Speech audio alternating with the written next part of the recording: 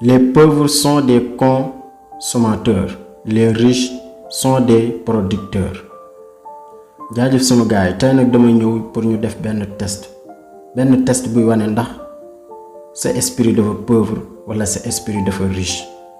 ma indi leen 4 signes et c'est très important nga xam ko nga xam sa esprit dafa pauvre wala sa esprit dafa riche soo ko bëggee xam seetaanal vidéo ba mu jeex. Tout d'abord dama leen di remercier ci 1000 abonnés yi merci beaucoup, c'est grâce à vous mais dañuy soog a commencer rek nañu continuer di partager vidéo yi tey aimer bu baax a baax surtout aimer bi dana tax vidéo yi gën a yaatu bu fekkee nag ku bees nga ci chaîne bi abonneel bés cloche de notification bi pour vidéo bu ñu dugal YouTube envoyé la ko. léegi ñu ñëw ci sujet bi première chose bi nga war a njëkk a xam mooy les pauvres sont des consommateurs, les riches sont des producteurs. Quand tu es en train de consommer, tu es un consommateur. xam naa yaa ngi naan pourquoi waxuma consommateur directement ma ne consommateur du li nga foog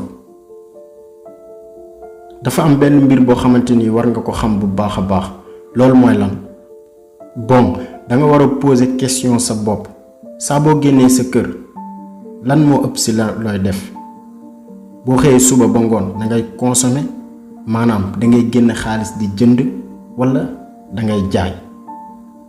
maanaam ndax li ngay génn ci xaalis moo ëpp fuuf li ngay dugal ci xaalis. xam naa ñu bari seen réponse mooy waaw li may génn ci xaalis mooy ëpp. voilà problème pauvre yaa ngi noonu ñoom dañoo mën a yàq yoruñ dara mais dañuy consommer di consommer rek di dépenser te boo xoolee riche yi ñoom li ñuy dugal ci xaalis mooy ëpp fuuf li ñuy génnee maanaam li ngay jënd yow ñoom ñoo la koy jaay lu ci ëpp. par exemple lekk yi ngay lekk moo xam ci restaurant yi la wala feneen ak feneen lu ci bari ñoom ñoo la koy jaay oto yi ngay dawal carburant bi même fi nga dëkk sax ñoom ñoo la koy loué. léegi lan moo tax mënoo dem ci beneen côté bi maanaam bàyyi consommer bu bari bi te fexe nekk producteur fexe ba au lieu yow ngay jënd mais yow ngay jaay nekkul ne c'est obligatoire produit yi nga war a jaay yow yaa ko moom wala yaa ko war a defar mën nga jaay ay produits yoo xamante ni keneen moo ko defar même ci business noonu lay demee jël produit boo xamante ni keneen moo ko defar mais da nga koy jënd pour lan jaayaat ko moo gën ngay consommer rek te dara du duggaat. maintenant fii question bi ma lay poser mooy tu es un consommateur ou un producteur.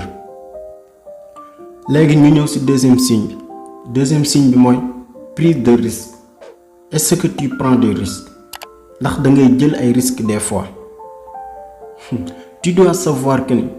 qui ne risque rien n'a rien ku risquewul dara du am dara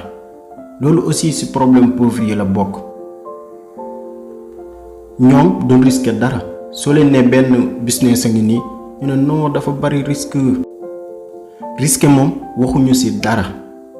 dañ koo ragal sax te fii ak yaa ngi ragal risque doo nekk riche mukk. ku naan jàng ma dafa wax lu am solo nee na boo jëlee benn banaan ak xaalis di ko jox golo bi du jël xaalis bi banaan bi lay jël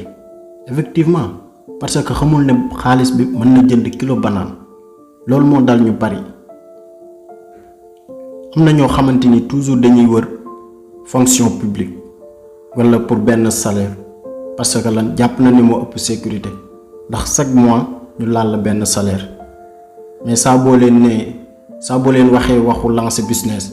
wala créer entreprise ñu ne noo wóorul dëgg la c'est risqué mais xamul ne à la fin yow yaay fayaati salaire pas ñu lay fay salaire mais pauvre bi danaan bàyyi lekk ma dem ñu may fay salaire moo gën a wóor te comprendre que ne riche yi dañuy jël ay risques même suñ leen ko waxul sax dañuy jël ay risques. imaginez nga créer benn entreprise xamoo ndax dina réussir am déet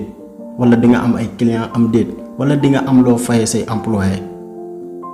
loolu lépp ay risques la mais duñ ko sax bàyyi xel. mais pauvres yi ñoom ñoo ci rey seen bopp te xalaat risques yi ci nekk. qui risque rien n'a rien. la question mooy est-ce que di nga jël ay risques des fois bu fekkee ni doo jël ay risques des fois rek ça veut dire que ne am nga benn esprit bu pauvre. troisième signe bi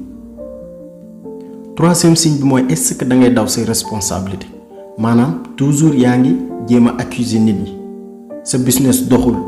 nga ne gouvernement bi la wala samay parents la wala sama nijaay moo ma war a wutal liggéey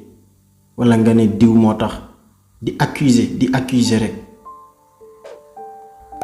nekkoo riche c'est parce que danga ko war a sippi kenn au lieu que nga jéem a xool lan mooy problème bi ak fan ngay jaar ba avancer mais doo ko def da ngay nekk di accuser rek ba kañ. foo fekk kuy def loolu rek xamal ne am na benn esprit bu pauvre bu nekk ci moom. soo bëggee nekk riche problème boo mën a am bul accuser kenn bu ko sippi kenn. gars yu riche yi dañuy daanu des fois ñu am ay problème même ba ci borom entreprise des fois ñu nekk en faillite mais doo dégg mukk ñu sippi ko seen benn employé wala keneen ak keneen mais dañuy jéem a xool fan la ñuy jaar bu jugaat parce que xam nañ ne échec benn affaire bu ñuy renforcer la pour ñu gën a mën a avancer benn opportunité la boo xamante ni dañuy permettre ñu essayer mais ci anam bu gën ba ñu njëkkoon a def. su fekkee ne lu la dal rek danga koy accuser nit xamal ne sa esprit dafa pauvre.